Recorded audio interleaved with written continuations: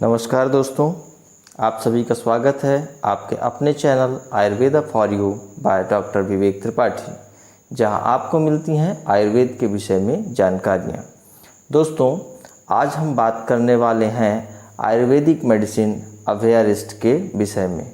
तो चलिए ज़्यादा भूमिका न बनाते हुए शुरू करते हैं।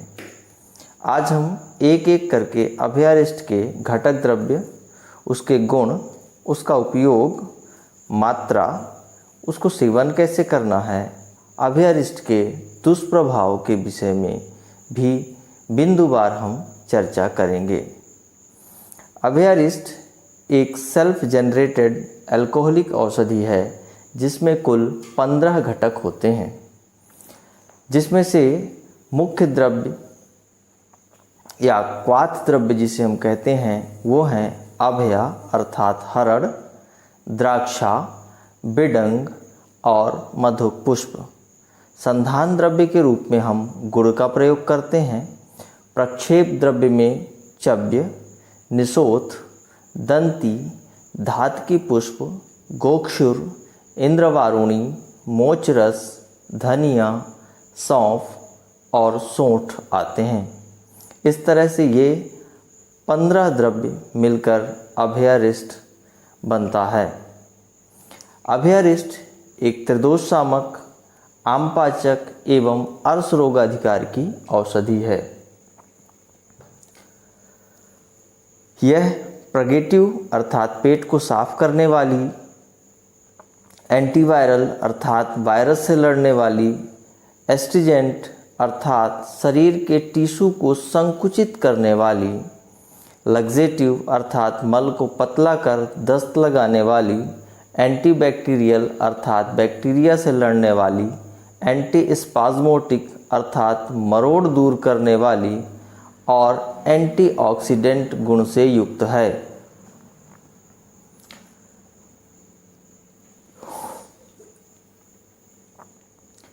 अभयारिस्ट का उपयोग अगर देखें तो इसका सबसे पहला उपयोग है कब्ज अर्थात कॉन्स्टिपेशन में।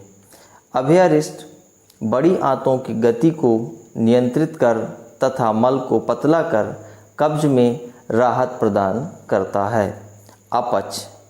अपच में अभयारिस्ट पाचकाग्नि को बढ़ाकर अपच रोगों में उपयोगी सिद्ध होता है। अर्श अर्थात बवासीर या पाइल्स का मुख्य कारण है कब्ज और पाचक अग्नि का कमज़ोर होना। अभयारिस्ट कब्ज को दूर करती है और पाचक अग्नि का वर्धन भी करती है और इस तरह से यह पाइल्स एवं बवासीर में लाभ पहुंचाती है।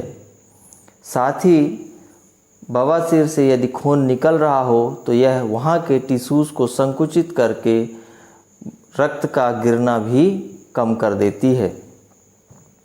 आयुर्वेद ग्रंथों में पाइल्स के लिए अभयारिस्ट को विशेष रूप से कहा गया है।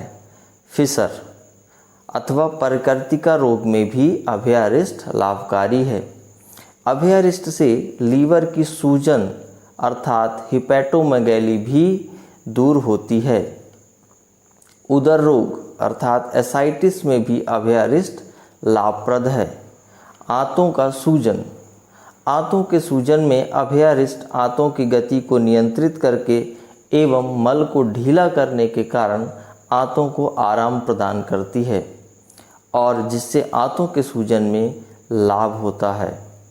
इसके साथ ही अभयारिस्ट मूत्र अवरोध, मूत्रकृच्छ अर्थात बूंद बूंद कर पेशाब का आना अथवा दर्द के साथ पेशाब का होना, इसमें भी लाभकारी होता है।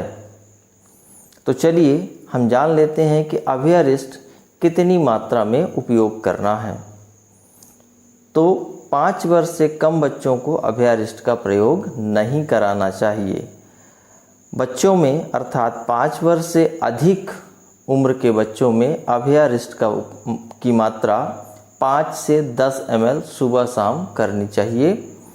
वयस्कों में अभयारिस्ट 20 ml सुबह शाम प्रयोग करना चाहिए। अभयारिस्ट का सेवन खाना खाने के बाद बराबर मात्रा में पानी मिलाकर करना चाहिए। अर्थात अगर आपने 20 ml दवा ली है तो कम से कम 20 ml पानी उसमें आपको मिला लेना है। उसके बाद खाना खाने के बाद कम से कम 10 से 15 मिनट बाद इस दवा का प्रयोग करना है। अभ्यरिष्ट के दुष्प्रभाव। दंती एवं निशोथ जैसे द्रव्यों के होने के कारण इसका सेवन गर्भवती माताओं को नहीं कराना चाहिए, गर्भवती महिला को नहीं कराना चाहिए, क्योंकि यह द्रव्य गर्भपात के कारण हो सकते हैं। अभ्यरिष्ट को अधिक मात्रा में लेने से दस्त या मरोड़ हो सकता है। अभ्यरिष्ट बाजार में कई कंपनियों के आपको मिल जाएंगे, क्योंकि यह किसी एक कंपनी का निजी ब्रांड नहीं है। यह एक शास्त्रोक्त औषधि है। हमें किसी भी दवा का प्रयोग बिना किसी चिकित्सक के सलाह से नहीं करना चाहिए। अतः जब भी आपको ऐसे लक्षण या ऐसी बीमारी समझ में आए तो आप अपने नज़दीकी आयुर्वेद चिकित्सक से मिलकर ही औषधि का प्रयोग करें। तो यह था अभ्यरिष्ट के विषय में संक्षिप्त जानकारी। यदि आपको अच्छी लगी हो तो लाइक करें और अपने दोस्तों को भी शेयर करें, ताकि उनको भी इसका लाभ हो सके। अगले हफ्ते मिलते हैं एक अन्य विषय के साथ। तब तक के लिए नमस्कार।